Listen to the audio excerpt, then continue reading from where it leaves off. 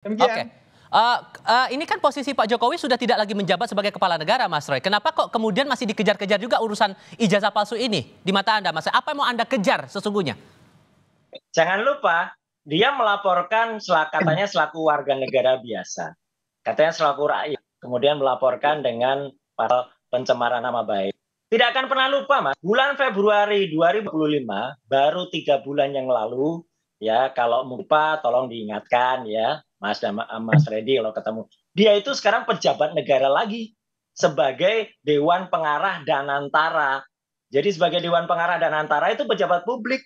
Pejabat publik itu harus mau, harus bisa dan harusnya bangga. Saya sebagai lulusan UGM, apalagi saya punya 2 ijazah dari UGM, S1, S2, Dr. Rismon juga S1, S2, Dr. Tifa juga S1. Kami sangat bangga dengan ijazah kami, gitu. Dan kami sangat terbangga-bangga, gitu. Bukan malah terhina-hina, gitu loh. Apa ada orang yang lulus susah di atas Gajah Mada yang sangat terkenal, kemudian merasa sehina-hinanya. Kalau kami sebangga-bangganya, Mas Tifa. Jadi ini paradok banget lah gitu. Jadi artinya dia masih pejabat negara gitu. Jadi ada orang pejabat negara sesuai dengan Undang-Undang Keterbukaan Informasi Publik. Tapi ini tuduhannya menghina diri Pak Jokowi loh. Terasa terhina Pak Jokowi dengan tuduhan-tuduhan semacam ini. Gimana merespon itu, Mas Roy? Iya lu aja gitu loh. Kok bisa terhina punya ijazah Universitas Gajah Mada kok terhina? Harusnya UGM juga merasa terhina gitu. Kalau dikatakan ada orang yang kemudian tidak bangga dengan ijazahnya gitu. Jadi kalau ini kan statement aja biasa gitu loh. Kita mempertanyakan, dan peneliti itu mau terlindung di bawah kampus atau dia independen kayak saya Dr. Rismon, itu punya hak ya.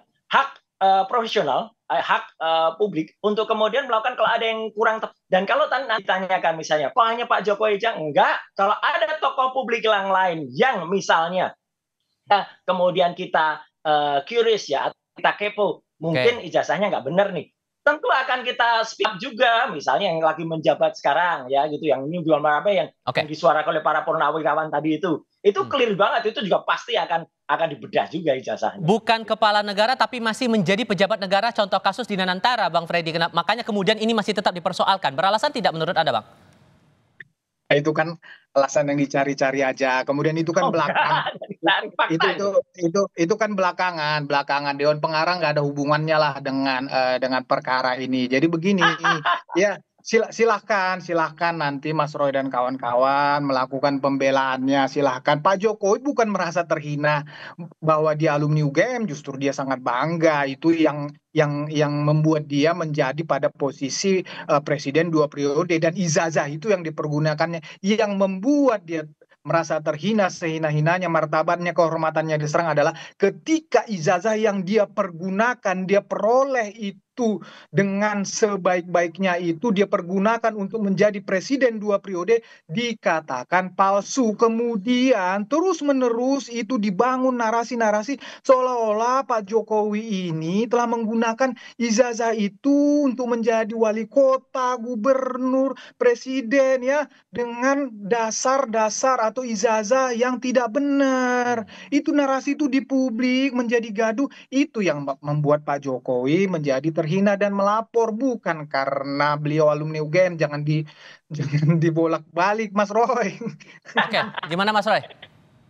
Nah, artinya itu fakta ya. Fakta kami pun dari UGM itu ya justru malah merasa bangga kalau misalnya ada ijazah kami. Dan soal antara belakangan bukan ya. Saya ingat betul ya, saya bukan lupa. Saya menyuarakan soal ijazah ini pada akhir Maret. Itu pun setelah tanggal 15 Maret. Dr. Rismon Sianipar itu juga datang ke UGM pada saat pertama pada tanggal 15 Maret dan kemudian dia melihat. Kemudian dia mengungkapkan hipotesa. Kemudian tambah lagi kader partai yaitu pada 1 April itu semua Jokowi sudah menjadi Dewan Pengarah Danantara.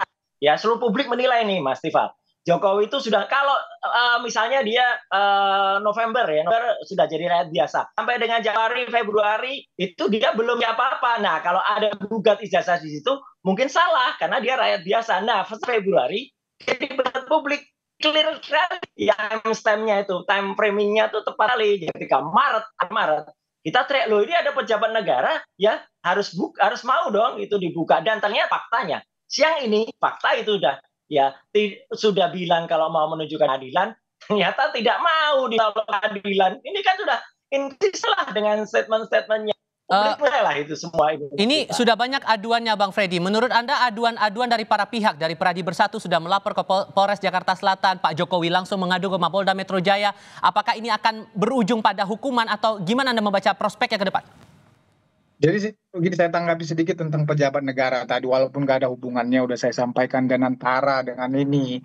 Cuman karena Mas Roy berargumen gitu tadi ini mungkin lagi rame terakhir-terakhir ini bahwa BUMN itu ya dan antara itu tidak termasuk lagi pejabat negara, bahwa Dewan Pengarah, Lain, Dewan Pengawas. itu undang-undang KPK lain. Ya silakan Anda mengatakan lain, tapi saya menjelaskan seperti itu. Nah, kemudian masalah itu tadi, ya sudah pasti ini, ya kalau saya juga orang hukum, saya melihat ini akan berujung di pengadilan. Saya melihat ini akan ada tanpa mendahului, tapi karena ini kan kasus yang sederhana seperti yang saya sampaikan tadi. Ini ada tuduhan ijazah palsu yang rame terus di media, rame di publik. Nah, kemudian dilaporkan, ini kan kasus sederhana tinggal dibuktikan dan ini saya percaya akan bergulir terus di pengadilan dan akan ada vonis untuk ini yang dinyatakan. Dan bukti dari para pelapor ini cukup kuat menurut Anda Bang Freddy? Pak Jokowi jelas ya. Pak Jokowi jelas sudah membawa ijazahnya yang SD sampai fakultas itu kan udah sampai universitas sudah. Ini kan bukti yang sudah sangat kuat, bukti otentik kan begitu. Nah, masalah para pelapor yang lainnya kan juga kalau nggak salah saya penghasutan tinggal dibuktikan saja apakah perbuatan-perbuatan para terlapor ini benar-benar bisa menghasut publik. Tinggal dibuktikan ya. Sudah kita tangkap poinnya di situ. Bang Freddy, Mas Roy, terima kasih sudah berdiskusi bersama kami semua. Baik, terima kasih. Terima kasih Mas Roy. Terima kasih Mas Freddy, terima kasih Mas Ivan. Kami akan kembali dengan informasi lainnya. Tetap di Kompas Petang.